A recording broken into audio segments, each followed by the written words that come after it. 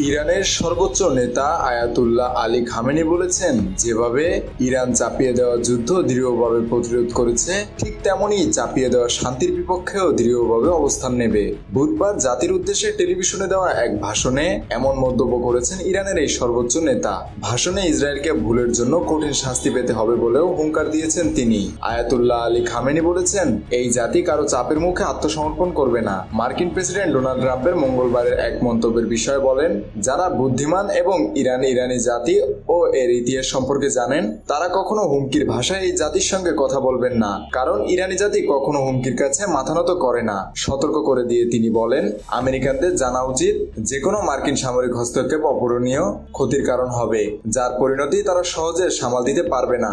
এদিকে ইসরায়েলের সঙ্গে চলমান সংঘাত ও যুক্তরাষ্ট্রের এই সংঘাতে জড়িয়ে পড়া নিয়ে কাতার ভিত্তিক সংবাদ মাধ্যম আল জাজিরার সঙ্গে কথা বলেছেন ইরানের পররাষ্ট্র মন্ত্রণালয়ের মুখপাত্র ইসমাইল বাগাই। বুধবার আল জাজিরাকে দেওয়া এই সাক্ষাৎকারে তিনি বলেন, কোন তৃতীয় পক্ষ ইসরায়েল ও ইরানের মধ্যকার যুদ্ধে সরাসরি জড়িয়ে পড়লে সেটি পূর্ণমাত্রার এক সংঘাতের দিকে যাবে, আর সেটি কেবল এই অঞ্চল নয়, বরং এর বাইরেও ছড়িয়ে পড়বে। ইসমাইল বাগাই বলেন, ইরান আপাতত কেবল ইসরায়েলের ভূখণ্ডকে লক্ষ্য করে হামলা চালানোর উপর মনোযোগ দিচ্ছে এবং তারা বিশ্বাস করে প্রতিবেশী দেশগুলো যুক্তরাষ্ট্রকে নিজের ভূখণ্ড ব্যবহার করে ইরানের ওপর হামলা চালাতে দেবে না।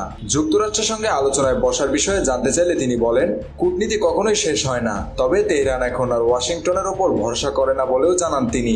ইরানি এই কর্মকর্তা বলেছেন, রাশিয়া সহ সব দেশের সঙ্গেই যোগাযোগ করছে ইরান, কারণ তারা জাতিসংঘের নিরাপত্তা পরিষদে স্থায়ী সদস্য।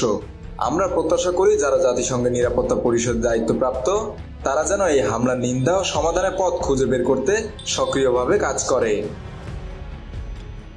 মেহেদী হাসান বাপ্পি, খুলনা গেজেট।